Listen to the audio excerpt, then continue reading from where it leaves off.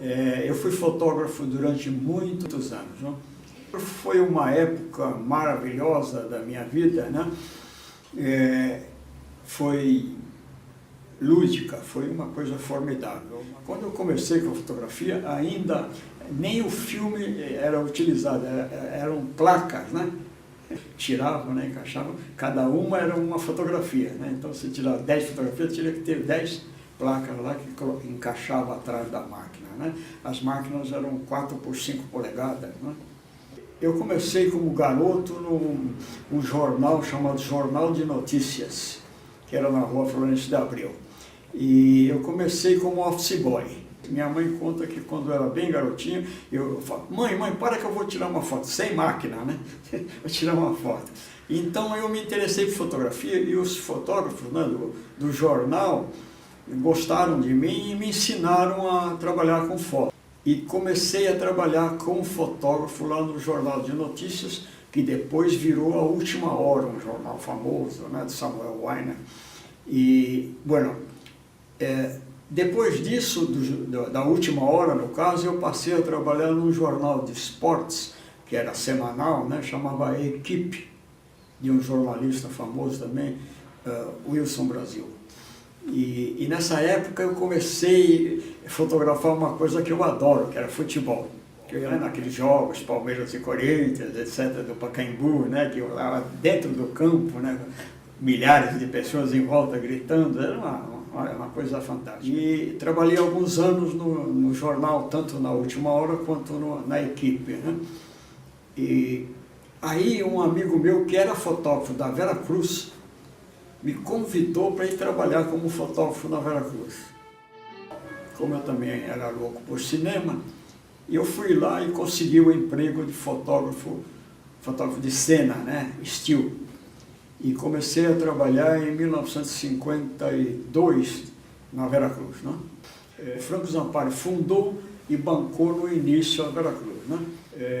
Ele mandou vir da Inglaterra uma equipe completa. O brasileiro Cavalcante, o diretor de cinema inglês, foi contratado para formar a primeira equipe no cinema brasileiro. Ele trouxe o iluminador, nessa foto tem o cameraman que veio junto da primeira, Jerry Fletcher, né, que era o cameraman. Foi formada a primeira equipe que fez um filme chamado O Canto do Mar. O segundo filme foi o Caiçara. Ele levou a Vera Cruz ao conceito de cinema. Outra coisa, ele construiu em São Bernardo do Campo, na Vila Baeta, um estúdio cinematográfico que era exatamente igual aos estúdios da RKO dos Estados Unidos.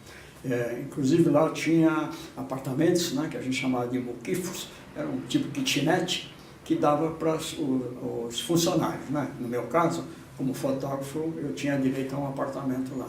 E depois veio Terra Sempre Terra, já com o Dr. Abílio Pereira de Almeida, que aparece naquela foto, que também era um taumaturgo, né? Fez peças de teatro, pifipá, além de dirigir todos os filmes do Mazzaropi, escrever e dirigir os filmes do Mazzaropi, né? Aí foi feito mais equipes, tinha 4 equipes na época, cada equipe fazia um filme, né? Então, aí foi feito um filme chamado Tico Tico no Fubá. Foi feita uma vila cenográfica lá nos fundos da Vera Cruz, né? Uma vila cenográfica chamada Santa Rita do Passa Quatro, que era a terra natal de Zequinha de Abreu, né? Primeira cidade cenográfica feita no Brasil. Depois de Tico no Fubá foi feito a Passionata, com a Tônia Carreiro. Depois da Passionata foi feito o Cangaceiro.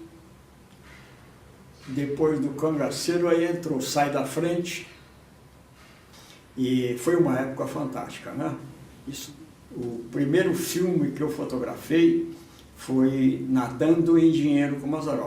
O Mazzaropi era uma figura excepcional como ser humano, como artista, não sou eu que vou falar, né? Mas como ser humano ele era formidável. Eu convivi com ele, ele passava na minha casa para me pegar, porque quando ele fazia shows, eu acompanhava ele para fotografá-lo em movimento, né? Essas fotos depois ele assinava, né? Dedicava e mandava para os fãs dele, né? Em seguida, com o mesmo Mazzaropi e com a mesma equipe, eu fiz o Candinho.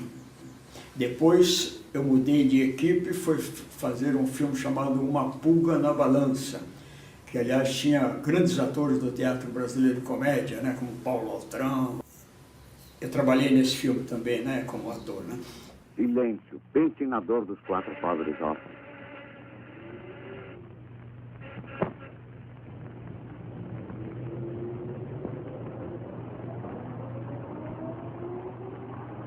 O que é que você faz plantado aí? Ué, não se dá mais gorjeta na casa do famoso banqueiro Mota Prechoso? O banqueiro morreu ontem, a caixinha está fechada. Lança a mão de tudo esses banqueiros para explorar o proletário. Tinha uma cena do enterro, então estavam os pesos. O Johnny Ebert, um ator, ele trabalhava no filme e levou a Eva Vilma lá para ver as filmagens. E na cena do enterro, aqueles pêsames todos, pediram para a Eva Vilma entrar na fila lá e tal. E ela entrou na fila e ela era tão bonita que contrataram ela lá para ser artista de cinema, nessa cena de Uma Pulga na Balança. Em seguida eu fiz o Luz Apagada, com um lutador italiano, campeão mundial de boxe, Hermínio Spalla. Foi feito em Angra dos Reis, na ilha da Jipoia, né? Era a história de um faroleiro cego, né? No caso o Hermínio Spalla. A artista era Maria Fernanda, uma atriz fantástica, né? Fantástica, uma atriz formidável. E era passado numa ilha, o faroleiro lá, e o Mário Sérgio, um ator da Veracruz, trabalhou em Caiçara, Terra Sempre Terra, era o galã desse filme aí. E por último fiz um filme, O Gato de Madame, aí com o Mazzaropi novamente. Tinha Antônio Carlos de Carvalho, Liana Duval, uma artista que aliás é da mesma cidade que eu nasci, Presidente Prudente, trabalhou muitas novelas da Globo, né? Tinha o Xambó Batista e trabalhei na Veracruz até quando ela fechou. O Franco Zampari fundou e bancou no início a Veracruz, né? Depois eles pegavam dinheiro emprestado do Banco do Estado para fazer os filmes. Em 54 houve um escândalo aí, o banco exigiu que a Veracruz pagasse.